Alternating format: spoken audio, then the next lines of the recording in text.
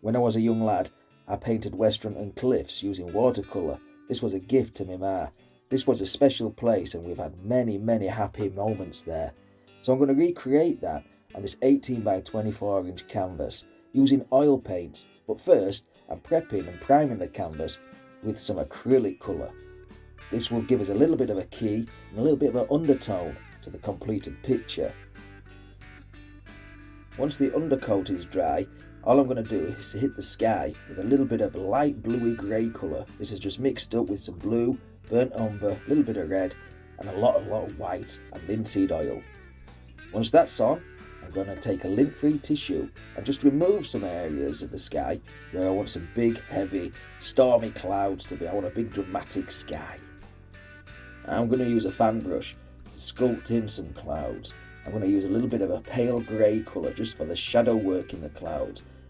Like I say, I want some big dramatic North Sea clouds in here, rolling in off the sea. I add a little bit more burnt umber to the mix, just to give a bit more shade into the clouds, and then a light pale grey colour for the tops. I don't want to hit it with white, not just yet. Some of that underpainting will show through, and that's exactly what I want in this composition.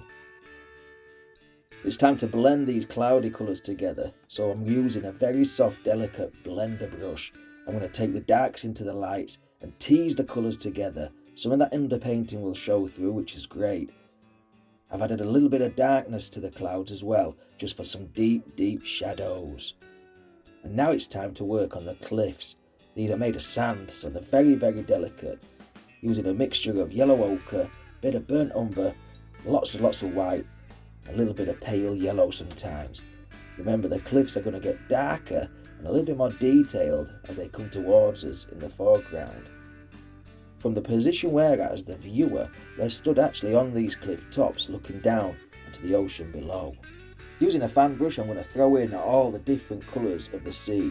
Greens, blues, a little bit of brown, crimson, whatever we've got going on the palette really. Once it's on, let's blend it all together using a lint-free tissue. This also removes all the excess oil. Look at all the mess coming off there. With a very pale blue colour, I can start sculpting in some of these waves. Make them a little bit erratic, but they should be wider towards the base of the canvas and narrower towards the centre. They also arc around to lead his eye into the centre of the painting.